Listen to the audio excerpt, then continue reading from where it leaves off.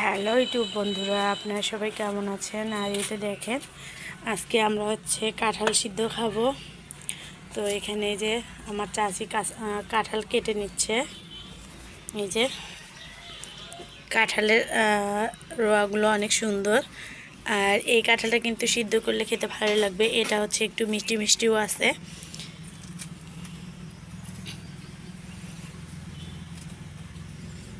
ঝাল ঝাল করে করা লাগবে না?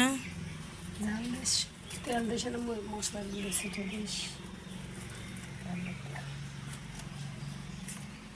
চাচি কাঁঠালগুলো কেটে নিচ্ছে। তো এদিকে কয়েক পিস খাসির মাংস ছিল, কারণ আমরা বাড়িতে কেউ খাসির মাংস খাই না।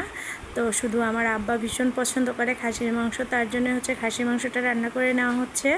আর আমরা ভুড়ি ভাজি খাবো, তো আমাদের জন্য ভুড়ি ভাজি করব। তো এদিকে কিন্তু খাসির মাংসটা আব্বা নিজেই কষিয়ে নিচ্ছিল। তো মানে আজকে সে নিজেই রান্না করে খাবে। তো যাই হোক, এই যে কষাচ্ছে মাংসগুলো। তো দেখি ভালোই পারে আব্বা, মানে খাসির মাংস রান্না করতে। আমার আব্বার কিন্তু ভীষণ পছন্দ খাসির মাংস। সে কিন্তু এই যে মাংসগুলোকে কষিয়ে নিচ্ছিল। তো এরপরে আমি এখন ভুড়ি ভাজি করব। তো ভুড়ি ভাজি করার জন্য এখানে পেঁয়াজগুলো ভেজে নিয়েছি। আর ভুড়ি ভাজিটা সবসময় কিন্তু আমি আলু দিয়ে বেশি করি। তো আজকে নাকি খালি পেঁয়াজ দিয়ে ভুড়ি ভাজি খাবে, মানে ভুড়িটা একটু মাখা মাখা খাবে। তো এই জন্য এখানে আমি সব ধরনের বাটা মশলা দিয়ে কষিয়ে নিচ্ছি মশলাগুলোকে। তো কষানোর পরে ভুড়িগুলোকে দিয়ে দিলাম। আর ভুড়িগুলো কিন্তু আমি বললাম না, একটু মাখা মাখা করে রান্না করব। তো আমার কাছে কিন্তু শুকনো ভুড়ি ভাজিটা খেতে বেশি ভালো লাগে। তো যেহেতু আজকে সবাই মাখা মাখা ভুড়ি ভাজিটা খাবে, এই জন্য একটু আমি মাখা মাখা করে রান্না করে নেব। আর এখানে এই যে ভুড়িগুলো আমি কষিয়ে নিচ্ছিলাম। তো আজকে আমি আসলে ডাইরেক্ট ভয়েসটা দিতে পারিনি, কারণ আজকে কাঁঠাল সিদ্ধ খাওয়ার জন্য বাড়িতে অনেক মেহমান আছে। এজন্য ভয়েসটা ডাইরেক্ট ভয়েসটা অফ করে দিয়ে ভয়েস দিচ্ছিলাম। এখন আমার কিন্তু প্রায় কষানো হয়ে গেছে ভুড়িটা। হালকা করে পানি দিয়ে কষিয়ে নেওয়ার পরে এই যে এখন নামিয়ে নেব। তো তার আগে এই যে মশলার গুঁড়া দিয়ে দিলাম। তো এরকম ভুড়ি মানে ভুনা কে কে করেন অবশ্যই কমেন্ট করে জানাবেন। আমি আসলে মাঝে মধ্যে বিভিন্নভাবেই আর কি ভুড়িটা ভুনা করি বা ভাজি করি। তো এখন আবার একটু নাড়াচাড়া করে নিয়ে একটু আরেকটু মাখা মাখা করে নেব। তো এই ভুড়িটা আবার ভাতের সাথে খেতে কিন্তু ভালো লাগে, ভাত দিয়ে মাখিয়ে খেলে অনেকটাই ভালো লাগে। এদিকে এই যে কাঁঠালগুলো এখন সিদ্ধ করে নেব। আমি নিজেই কাঁঠালটা সিদ্ধ করব।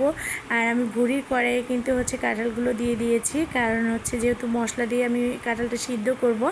তো এখানে হালকা করে পানি দিয়েছি। আর এখন সবগুলো কাঁঠাল দেওয়ার পরে মরিচের গুঁড়া দিয়ে দিলাম। আর তার সাথে দিয়ে দেবো হলুদের গুঁড়া, আর পরিমাণ মতো লবণ। তো কাঁঠাল সিদ্ধতে কিন্তু জিরা বাটা একটু না দিলে খেতে ভালো লাগে না। তো জিরা বাটা এখানে ছিল না। তো আমি এখন একটু সয়াবিন তেল দিয়ে নিচ্ছি। এরপরে জিরাটা বেটে এর মধ্যে দিয়ে দেবো। তো একটু হালকা ভাপিয়ে নেব, নেওয়ার পরে জিরে বাটাটা দিয়ে দেবো। তো কাঁঠাল সিদ্ধ কিন্তু খেতে খুবই ভালো লাগে। আর এবছরের প্রথম কিন্তু আজকে আমরা কাঁঠাল সিদ্ধ খাবো, মানে এখনও কাঁঠাল সিদ্ধ খাওয়া হয়নি। তো সবাই মিলে খাওয়ার কিন্তু আনন্দ হয় আলাদা। তো যাই হোক, এখন আমি কাঁঠালগুলো নাড়াচাড়া করে দিয়ে একটু রেখে দেবো। দেওয়ার পরে এখন এই যে জিরাটা আমি কাঁচা জিরাটা গুঁড়ো করে নিয়েছি, সেটা দিয়ে দিলাম। বাটার থেকে গুঁড়ো করে নেওয়াটা সুবিধা বেশি। তো সেটা দিয়ে আবার এই যে নেড়েচেড়ে এখন কাঁঠালগুলোকে একটু হালকা করে পানি দিয়ে সিদ্ধ দিয়ে দেব।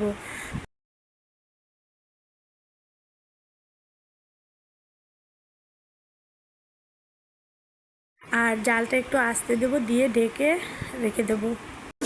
পরিষ্কার করা লাগবে না, শেষ পরিষ্কার করা শেষ।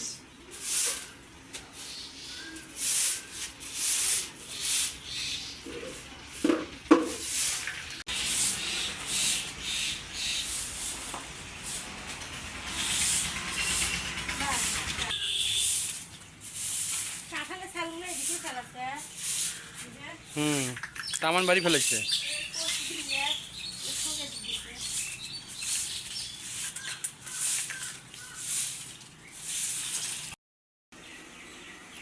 আজকে সবাই মিলে কাঁঠাল সিদ্ধ খাবো। এবছরের প্রথম কাঁঠাল সিদ্ধ করলাম। তো রান্নাবান্না তো শেষ হয়েছে, রান্নাবান্না শেষ করে যে কাঁঠাল সিদ্ধ করে নিলাম। তো এখানে আমি হালকা করে পানি দিয়েছি, কারণ বেশি পানি দিলে নরম হয়ে যাবে। আজকের ভিডিও এতটুকুই। যদি ভালো লেগে থাকে আমার এই গ্রামগঞ্জের ভিডিওগুলো আপনাদের কাছে, অবশ্যই লাইক কমেন্ট শেয়ার করে পাশে থাকবেন। চ্যানেলটিকে সাবস্ক্রাইব করতে একদমই ভুলবেন না। আর আর সবার কাঁঠাল সিদ্ধর দাওয়াত রইল। ভালো থাকবেন সবাই।